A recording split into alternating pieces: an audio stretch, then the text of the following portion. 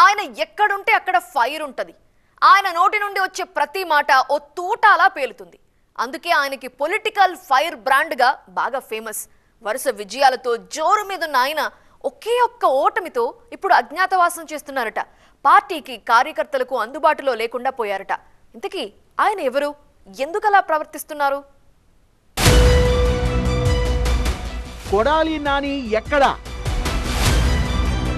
ఓటమి జీర్ణం కావడం లేదా?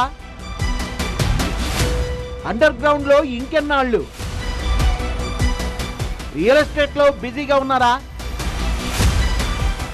ఎన్నికల్లో గెలుపోటములు సహజమే అయినా వైఎస్ఆర్ కాంగ్రెస్ పార్టీలో కొందరు నేతలకు మాత్రం మొన్నటి ఎన్నికల్లో ఎదురైన ఓటమి జీర్ణం కావడం లేదట. అందులో మొదటి వరుసలో ఉన్నారు మాజీ మంత్రి Kodali Nani. Voice of the Jagan అన్నట్టుగా వైసీపీ తరపున ప్రత్యర్థులపై విరుచుకుపడే ఆయన ఇప్పుడు పత్తా లేకుండా పోయారు. పార్టీ అధికారంలో ఉన్నా లేకున్నా యాక్టివ్ గా కనిపించే కొడాలి టీడీపీపై తీవ్ర స్థాయిలో విమర్శలు ఎక్కువబెట్టి తన ప్రెజెన్స్ ను బలంగా చూపించేవాళ్ళు. ఓఎస్ఎస్ ఫర్టిలిటీలో ఇక్కడ ప్రతి అడుగులో ఎక్స్పీరియన్స్ డాక్టర్స్ ఉంటారు. In the good hands of science. Mummy daddy అవ్వాలంటే ఓఎస్ఎస్ కి కాల్ చేయండి. కానీ మొన్నటి సాధారణ ఎన్నికల్లో ఎదురైన ఘోర పరాభవంతో ఆయన అజ్ఞాతంలోకి వెళ్లిపోయారు. 2004లో టీడీపీ తరపున తొలిసారి గుడివాడ ఎమ్మెల్యేగా గెలిచిన కొడాలి రాజకీయంగా ఆ తర్వాత వెనుతిరిగి చూడలేదు. 2009లో మరోసారి టీడీపీ నుంచే గెలిచిన ఆ తర్వాత నాటి సీఎం వైఎస్ కు అనుకూలంగా మారిపోయారు. ఆ తర్వాత వైఎస్ జగన్ ని అనుసరించారు. 2014, 2019 ఎన్నికల్లోనూ వరుసగా విజయం సాధించిన కొడాలి గత ప్రభుత్వంలో మంత్రిగాను పనిచేశారు. 2014లో వైసీపీ ఓడిపోయి ప్రతిపక్షానికి పరిమితమైన తన హవా కొనసాగించిన కొడాలి సరిగ్గా 10 ఏళ్ల తర్వాత 2024 ఎన్నికల్లో ఎదురైన ఓటమిని మాత్రం తట్టుకోలేకపోతున్నట్టు తెలుస్తోంది. అందుకే ఓటమి తర్వాత ఆయన గుడివాడ నియోజకవర్గానికి రావడం మానేశారు. 7 నెలలుగా ఇటువైపు కన్నెత్తి చూడడం లేదట. ఇంతో వైసీపీ శ్రేణులు నమ్ముకున్న అనుచరులు తమ నాయకుడి కోసం ఆరాధిస్తున్నారు. కొడాలి రాక ఎప్పుడా అంటూ కోటి ఆశలతో ఎదురు చూస్తున్నారు. ఎన్నికల్లో గెలుపుపై ధీమా వ్యక్తం చేసిన కొడాలి ప్రత్యర్థులకు భారీ సవాళ్లే విసిరారు. అయితే ఊహించని ఓటమితో ఆయన కంగు తిన్నారని చెప్పాలి. అందుకే అపోనెంట్స్ ముందు నిలబడే ధైర్యం చేయలేక సైలెంట్ గా అండర్ గ్రౌండ్ లోకి వెళ్ళిపోయినట్టు తెలుస్తోంది. 2014లో పార్టీ ఓడినా తాను గెలిచారు కాబట్టి విపక్ష ఎమ్మెల్యే అయినా బలమైన నాయకుడిగా గుడివాడలో పట్టు నిలుపుకున్నారు. ఈసారి పరిస్థితి వేరేలా ఉంది.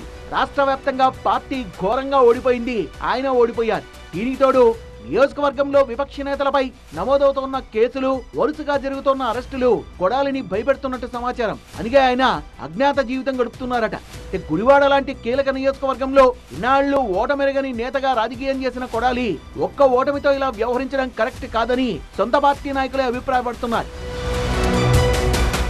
ఎన్నికల ఫలితాల తర్వాత 1-2 సార్లు నియోజకవర్గానికి వచ్చిన కొడాలి తనొచ్చిన విషయాన్ని పార్టీ కార్యకర్తలకు కూడా తెలియనివ్వలేదట.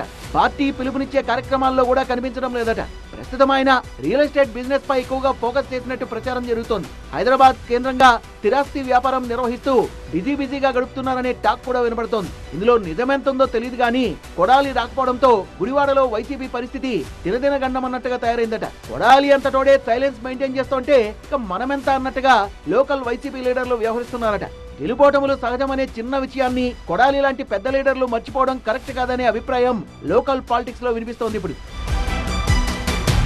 గుడివాడలో పార్టీ మనుగడ సాగించాలంటే కొడాలి అజ్ఞాతాన్ని వీడాలి, లేదంటే ఆ స్థాయి నాయకుడిని ఇన్ఛార్జిగా అయినా నియమించాలంటున్నారు స్థానిక వైసీపీ కార్యకర్తలు. లేదంటే గుడివాడతో పాటుగా జిల్లా మొత్తంగా పార్టీ పరిస్థితి మరింతగా దిగజారుతుందని హైకమాండ్ ను హెచ్చరిస్తున్నారట. మరి అధిష్టానం ఏం చేస్తుందో చూడాలి.